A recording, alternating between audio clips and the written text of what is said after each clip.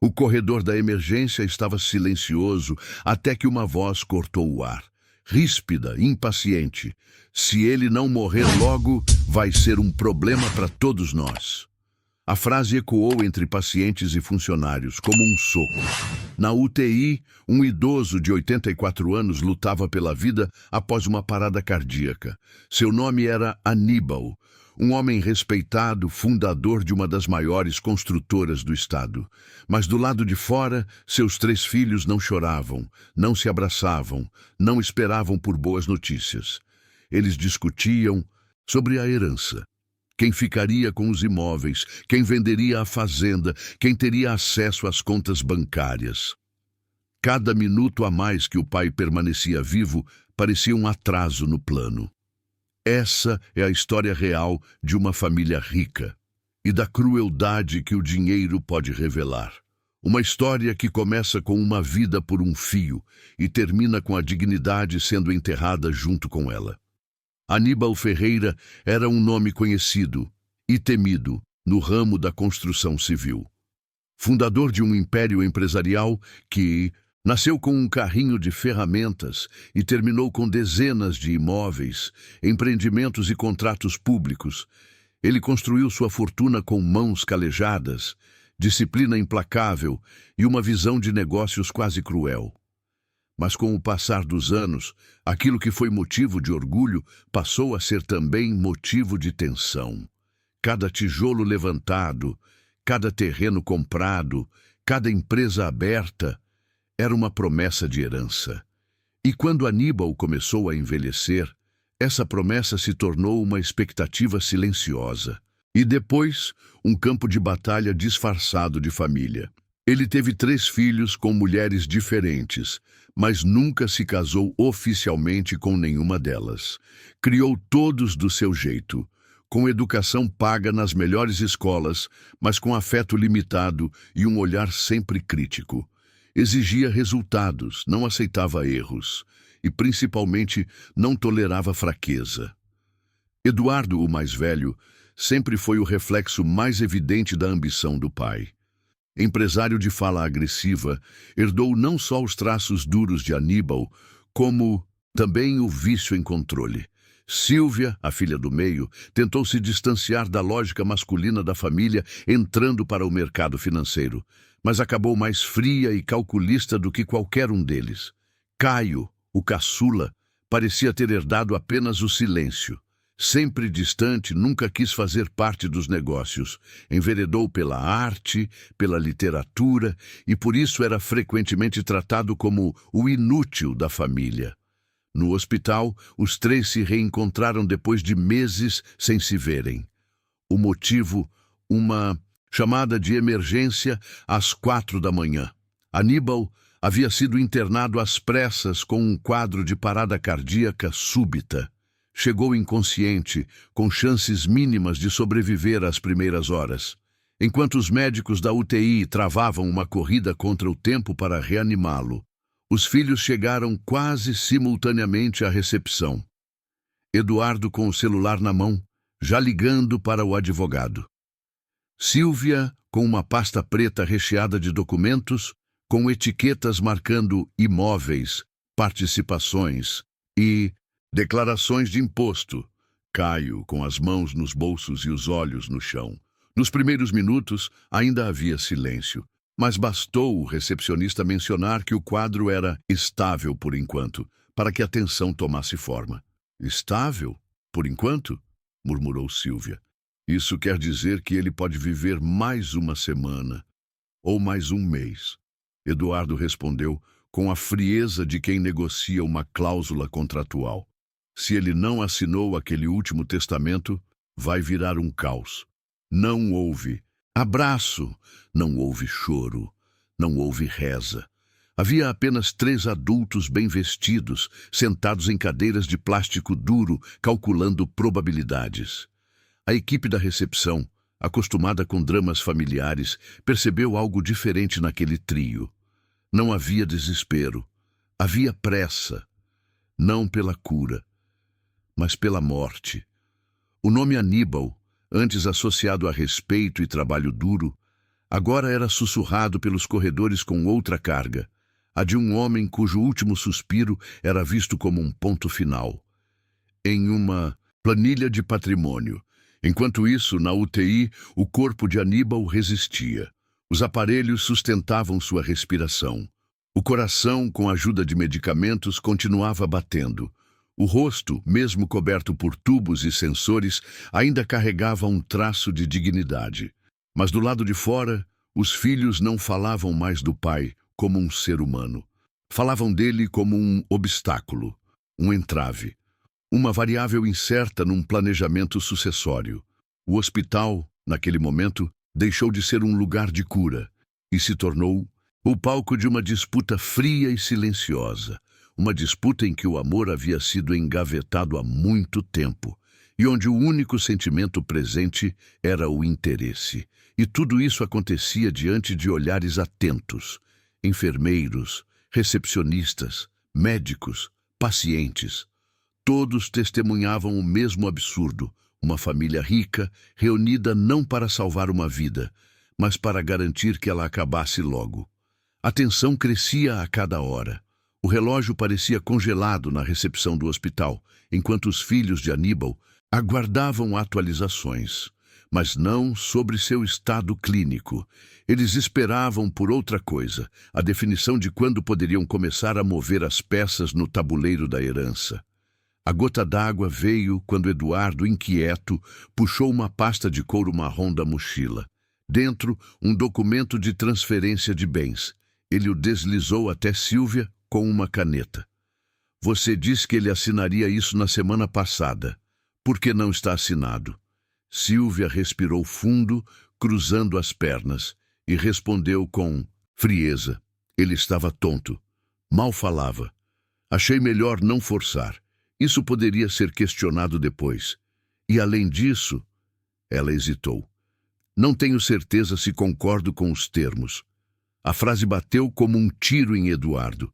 Como assim não concorda? Você viu o que eu fiz por essa família? Quem manteve a construtora viva fui eu. Eu garanti que ele não falisse depois da cirurgia em 2019. E você agora quer discutir porcentagem? Caio, sentado em silêncio até então, levantou os olhos. Ele ainda está vivo. Foi a primeira vez que falou em horas. Mas ninguém respondeu. Eduardo se inclinou sobre a mesa da lanchonete do hospital, a voz baixa e firme. Olha aqui, o inventário extraoficial que o advogado mandou está claro. A casa do Guarujá fica comigo. As participações na empresa vão para você, Sílvia. E o Caio que fique com os quadros e os livros do velho se quiser. Mas isso só vai valer se ele morrer sem mexer em nada. Se ele acordar, tudo pode mudar. Sílvia rebateu firme. Você fala. Como se ele fosse um documento em branco, Eduardo. Mas ele sempre foi imprevisível. Você acha que ele não percebeu que a gente começou a se reaproximar só depois do segundo AVC? A discussão começou a atrair olhares. Enfermeiras cochichavam ao passar. Pacientes, em espera para exames, trocavam olhares desconfortáveis. O segurança já estava de pé, observando de longe. E então veio o momento da ruptura. Eduardo, já nervoso, disparou. Eu não vou deixar um velho inconsciente estragar tudo o que é meu por direito. Se ele não morrer logo, essa divisão vai por água abaixo. E eu juro que não vou sair daqui sem garantias. Silêncio. Ninguém esperava que ele fosse tão direto. Nem mesmo Sílvia. Caio, que parecia desconectado de tudo, se levantou, tirou o crachá de visitante do pescoço e disse: Vocês dois são podres. Saiu sem olhar para trás e foi até a UTI. Lá dentro, o pai ainda respirava com a ajuda dos aparelhos, os olhos cerrados, a pele pálida, a testa enrugada, mas estava vivo. E ao contrário dos irmãos, Caio não levou documentos, nem canetas, nem advogados. Levou apenas silêncio e presença. Nesse mesmo momento, na recepção, Sílvia olhava para a pasta com os documentos. Mexia nos papéis como quem embaralha cartas de um baralho, mas algo em seu semblante tinha mudado. Havia desconforto, talvez um traço de culpa, talvez não. Mas Eduardo não tinha dúvidas. Para ele, aquilo era só mais uma negociação. E como em qualquer negócio, quem hesita, perde. A verdade foi arrancada ali, na frente de todos. Eles não estavam ali pelo pai, estavam pelo espólio, pela oportunidade de garantir o próprio futuro antes que a morte oficializasse o fim. A ruptura foi essa. O hospital, um lugar de esperança e recomeço para muitos, havia se transformado, naquele instante, no palco onde uma família finalmente mostrava o que de fato era. E o que ela era, não era bonita. Após a briga na recepção, a segurança interveio de forma discreta, pedindo que os irmãos mantivessem o decoro. Não houve expulsão, apenas um constrangimento protocolar. Mas para Eduardo, aquele episódio parecia ter marcado um ponto a seu favor. No dia seguinte, ele retornou ao hospital mais cedo. Estava sozinho. Levava em mãos uma pasta preta e um envelope lacrado, endereçado ao advogado da família. Disse à recepção que precisava entregar documentos urgentes relacionados ao estado do pai. Ao sair, sorriu. Era um sorriso contido de quem acredita estar vencendo uma disputa que só ele realmente entendia. Eduardo acreditava que a guerra já estava decidida e que o último movimento seria só esperar o pai morrer. Silvia não apareceu naquele dia. Segundo a recepcionista, havia ligado, informando que preferia não voltar até que o quadro clínico fosse definido. Uma desculpa elegante para o que, no fundo, era apenas desistência. A irmã mais calculista decidira aguardar o desfecho à distância enquanto tratava do resto com advogados. Caio, por outro lado, começou a visitar a UTI com frequência. Sem fazer barulho.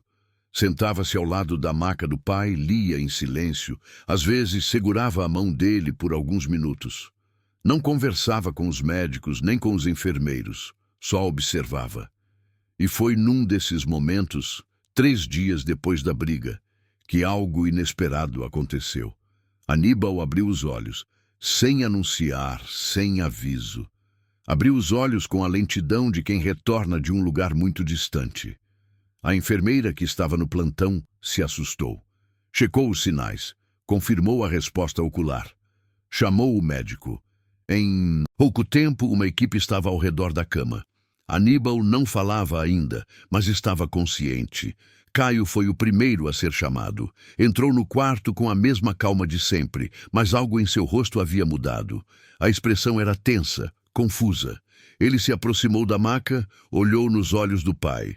Aníbal não sorriu. Apenas o encarou por alguns segundos e moveu os lábios. Um esforço fraco, mas direto. Eles estão aqui? Caio não respondeu de imediato. Hesitou. Depois disse apenas: foram embora. Nos corredores, a notícia começou a se espalhar. Aníbal Ferreira havia acordado. A psicóloga do hospital foi chamada. A equipe da UTI se revezava para monitorar seu estado cognitivo. Apesar da fraqueza extrema, ele reconhecia nomes, datas, locais. Sabia onde estava. Sabia por que estava ali. E, mais importante, sabia exatamente quem não havia estado ao seu lado. Enquanto isso, Eduardo, ainda confiante, agendava uma reunião com o advogado da família. Pretendia finalizar a papelada, com base no testamento anterior, aquele que dava a ele a maior parte da empresa e alguns dos imóveis mais valiosos.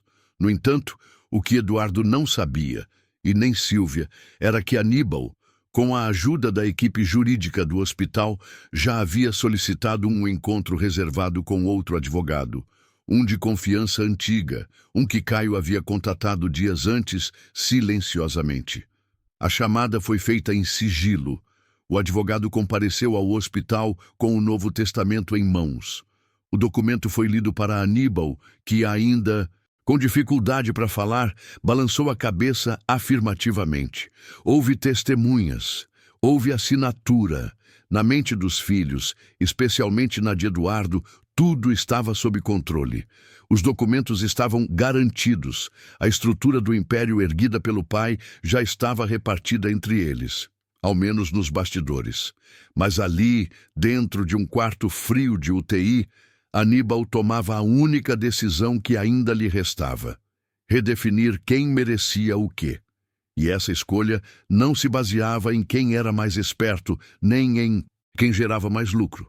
Era uma escolha baseada em algo que aquela família não praticava há anos: presença. No dia seguinte à assinatura silenciosa do Novo Testamento, Aníbal começou a apresentar melhoras significativas. Já conseguia formar frases curtas, responder com acenos e manter os olhos abertos por mais tempo. Os médicos, embora cautelosos, passaram a considerar a possibilidade de tirá-lo da ventilação mecânica nos próximos dias. Enquanto isso, do lado de fora, Eduardo finalmente relaxava. Com o testamento antigo em mãos e uma cópia registrada com o advogado de confiança, sentia-se no controle da situação. Para ele, a internação do pai havia se tornado apenas uma espera administrativa. O fim, segundo suas palavras, era inevitável. Sílvia seguia em silêncio. Tinha se afastado completamente do hospital, tratando tudo por meio de e-mails e ligações. Estava em contato com outro escritório de advocacia, tentando garantir sua parte, sem se envolver diretamente com a saúde do pai. Mas então, o inesperado aconteceu. O hospital recebeu uma notificação oficial vinda do novo advogado de Aníbal. O testamento anterior estava anulado.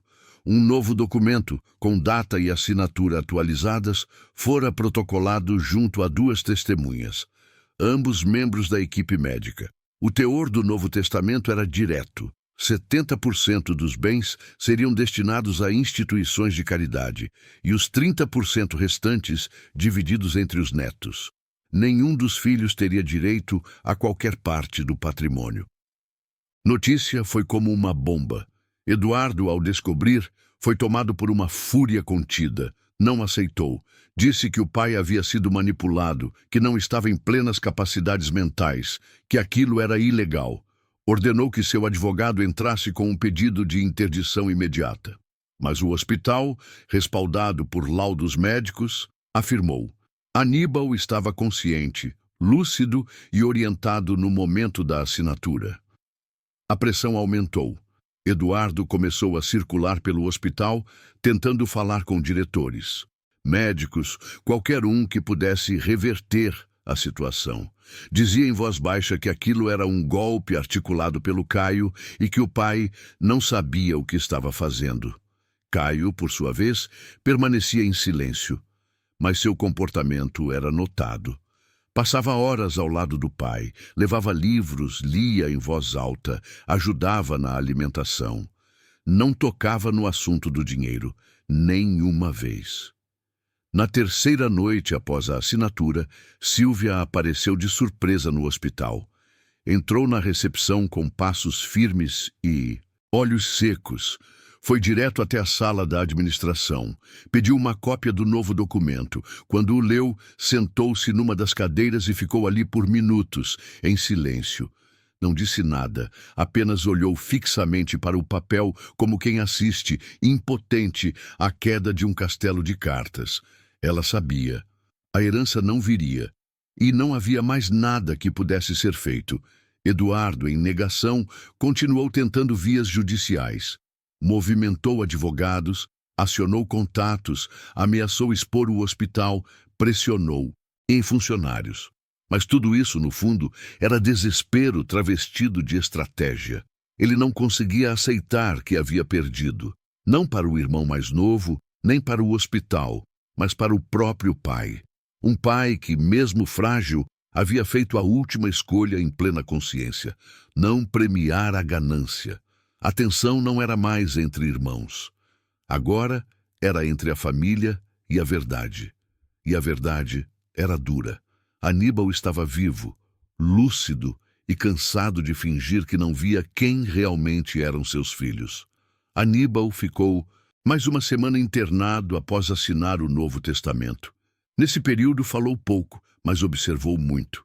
Sabia que o tempo era escasso, mas pela primeira vez em anos não se sentia pressionado a correr. Durante os dias em que ficou consciente, teve conversas rápidas com médicos, com uma enfermeira antiga que o reconheceu de outra internação, e com Caio, o único dos filhos que o visitava com constância. Mas nunca mencionou Eduardo ou Sílvia. Não perguntou, não demonstrou curiosidade. Era como se já soubesse tudo o que precisava sobre os dois.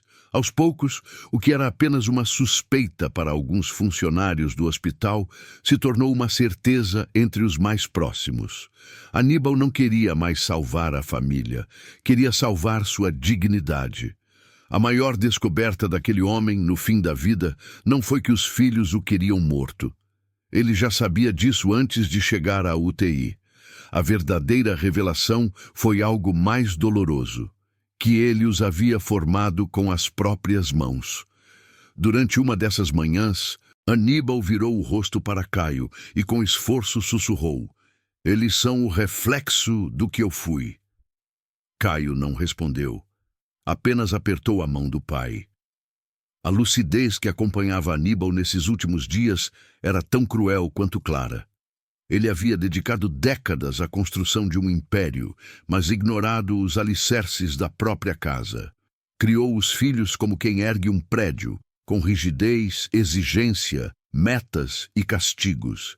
E agora, ao ver o que tinham se tornado, entendeu que o vazio deles vinha daquilo que ele nunca soube oferecer. Eduardo era fruto da pressão, da cobrança incessante, um executivo moldado para vencer a qualquer custo. Sílvia, endurecida pelas disputas, aprendera que sentimentos eram fraqueza e que no mundo real só sobrevivia quem entregava resultados. E Caio era o erro que deu certo, o que escapou da engrenagem, o que escolheu não participar do jogo. Foi ali que Aníbal compreendeu que não queria perpetuar aquela lógica. Não queria que seus bens virassem munição numa guerra fria entre herdeiros. Não queria que seu nome, quando citado no futuro, fosse associado a disputas judiciais ou fraudes em cartório. E, acima de tudo, não queria ser lembrado como o homem que morreu rico, mas deixou filhos miseráveis de alma.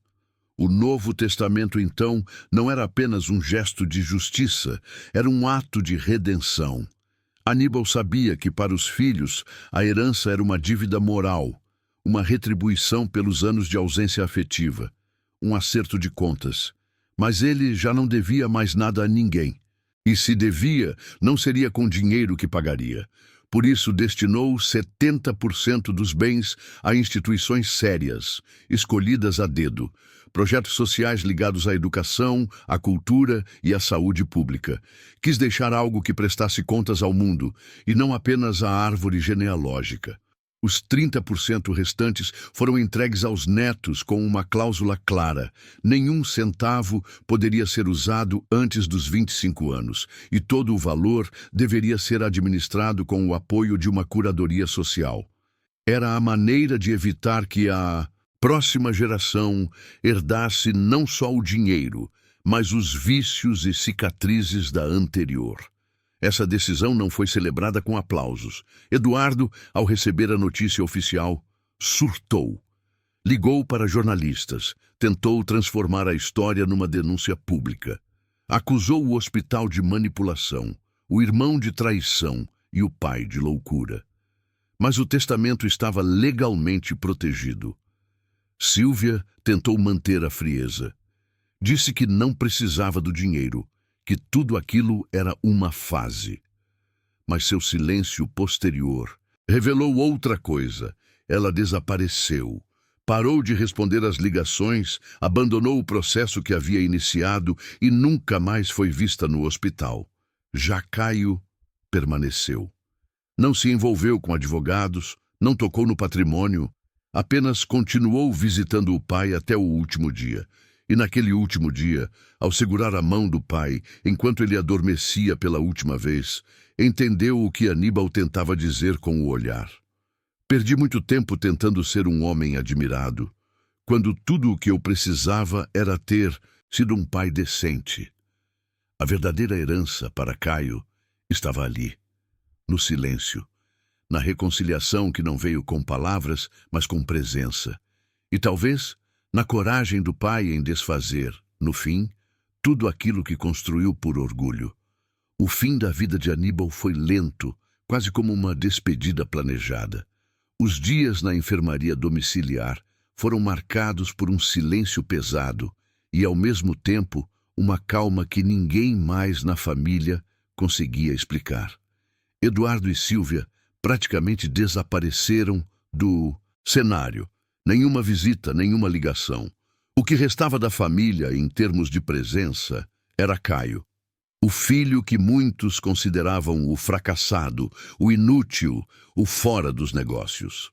Mas Caio se revelou o oposto disso naquele período, o único capaz de oferecer ao pai algo que dinheiro nenhum poderia comprar. Atenção genuína, respeito e compaixão. Ele foi o ombro, a voz calma, o conforto silencioso nos momentos de dor e lucidez. Numa tarde de outono, Aníbal chamou Caio para perto da janela. O sol tocava seu rosto com suavidade. Entre a respiração cansada e as palavras quase inaudíveis, disse: "Você sabe que não deixei nada para os irmãos." Caio assentiu, sem palavras. "Mas deixei para você o que mais importa." Aníbal sorriu, fraco, como quem finalmente aceita o que não pode mudar. Naquele instante, não havia rancor, nem mágoa. Só a aceitação de que, talvez, a família que ele tinha construído não fosse a que ele gostaria de deixar para trás. O colapso aconteceu algumas semanas depois, numa manhã silenciosa.